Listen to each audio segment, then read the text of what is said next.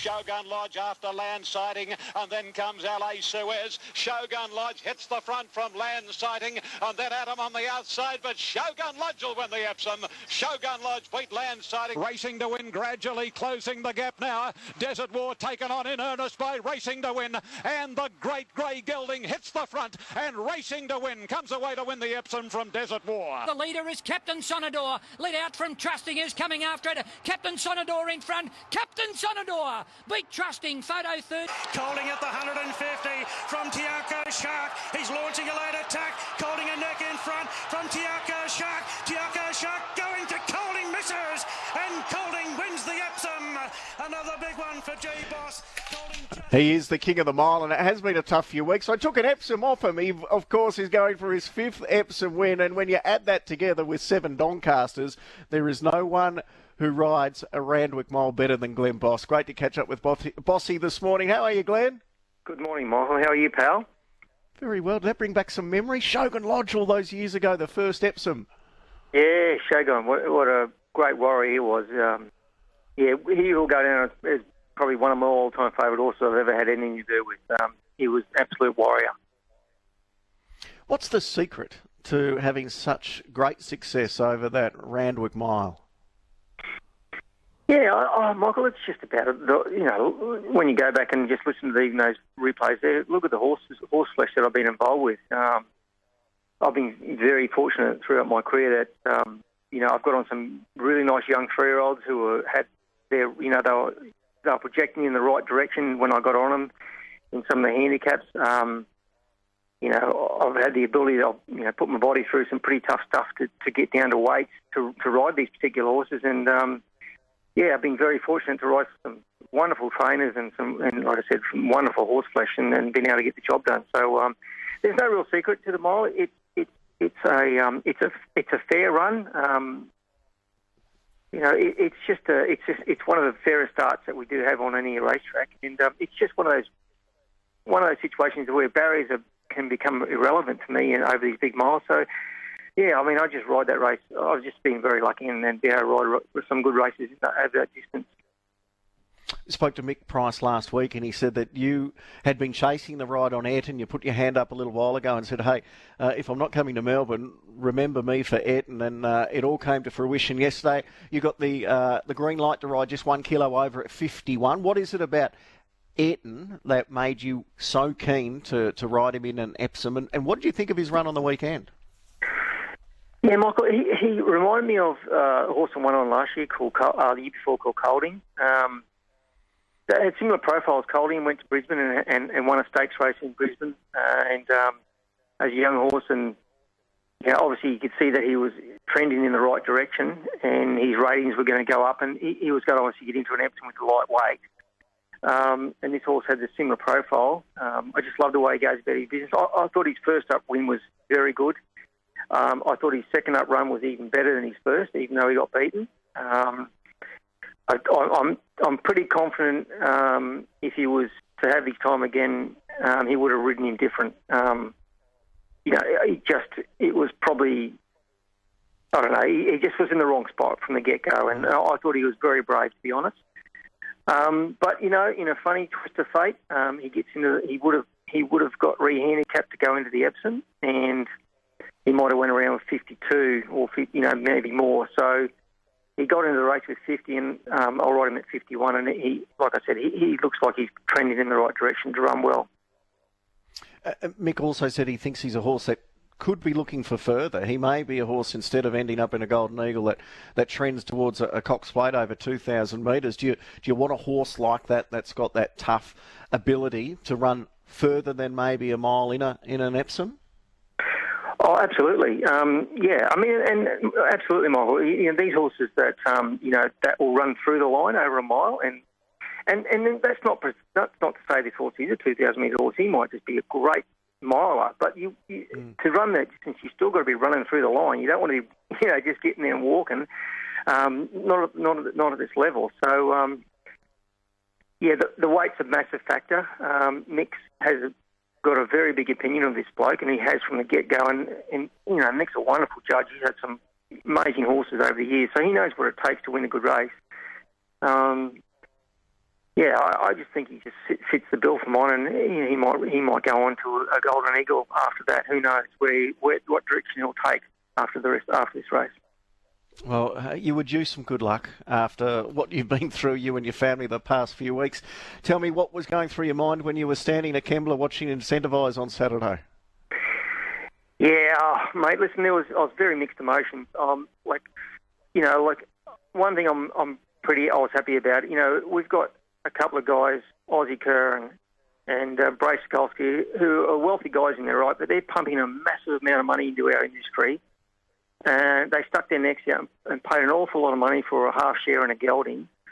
And these guys deserve everything they're getting, because they're not fly-by-nighters, these blokes. They're going to be in our industry for a long time. They've got a lot of passion and they're spending a lot of money. So, I'm really happy that these guys are getting the results that they're getting. I was happy for them. I was happy for the horse because I knew that, I was talking to Steve when I was negotiating to try and get on this ride, and obviously a lot of credit has to go to Steve as well.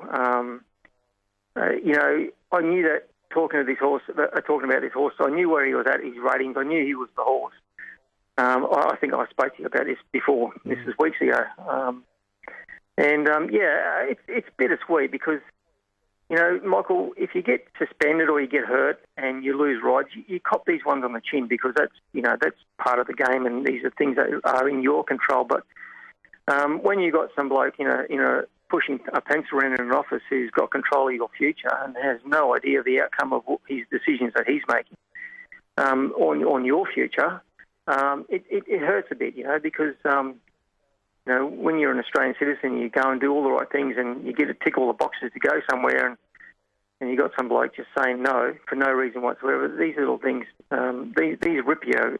But anyway, we have to move on, and that's just this part of life, I suppose. And I have to concentrate on Sydney and getting the ride on this horse with Mick Price is going to be a real shot in the arm, I'm sure. No doubt about that. After what you saw on Saturday, you wouldn't have been surprised with that.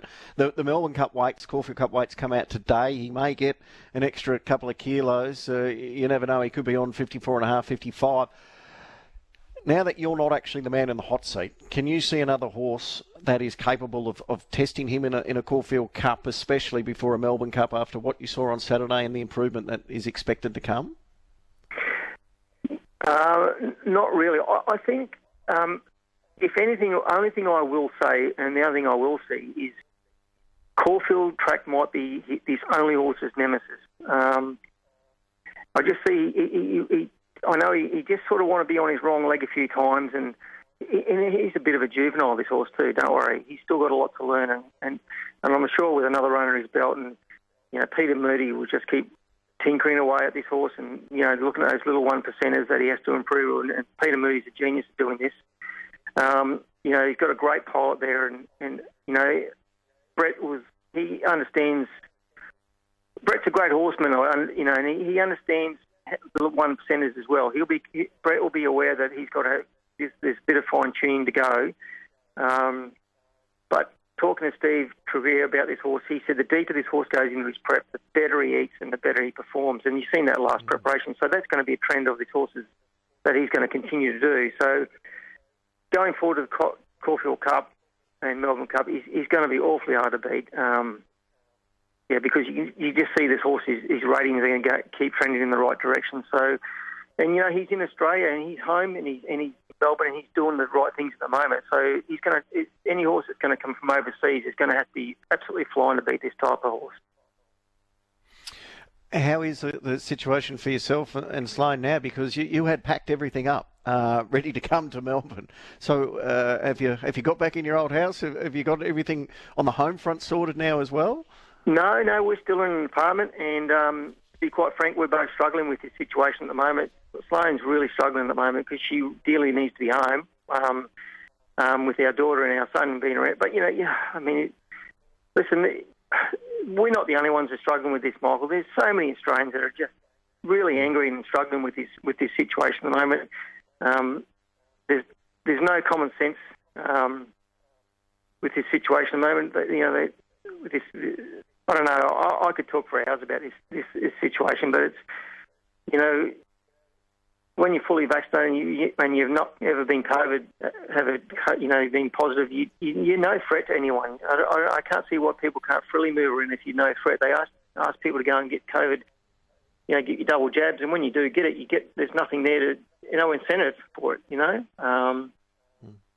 don't know, these politicians and these pencil pushers are just, I don't know, if they're not telling the truth, they say, there's been, so many COVID tests these days and positives.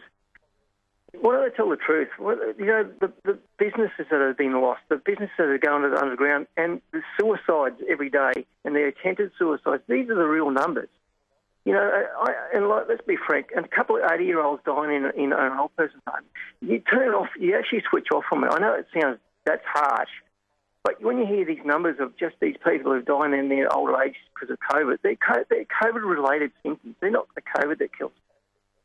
But the real numbers are the businesses that are going to the ground. And this is going to take decades for our country to recover from this.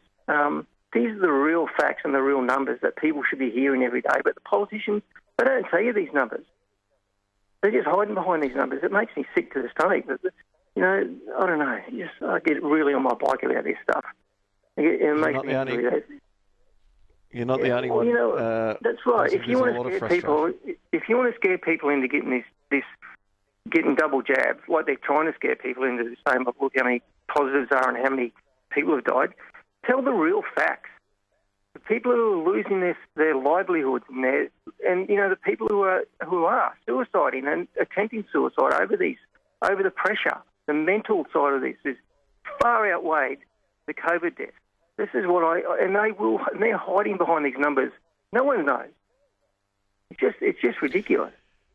It's a shocking situation for everyone. There'll be a lot of people listening out there right now who are doing it really tough, and you need to talk to people, you need to get help, and you need to do everything you can to get through. And one thing that's helped people get through is that they can tune off a little bit, and we're very lucky that racing's continued throughout this pandemic. And Matty Stewart's going to have a bit more news in regards to maybe some light at the end of the tunnel for racing, the industry, with the amount of vaccinations that are occurring after 9 o'clock. And Bossy, I know you and your family have been doing it tough as well. And look, it's always great to catch up with you. Look after yourself and Sloane, and hopefully those borders will open sooner rather than later. And it is very good that, as you said, there is a little ray at the end of the tunnel for you, because getting on a horse like Ayrton in the Epsom is certainly something to look forward to, mate. So appreciate having a chat once again this morning. Thank you, Michael. All the best to you, pal. All the best. Take care. Bye.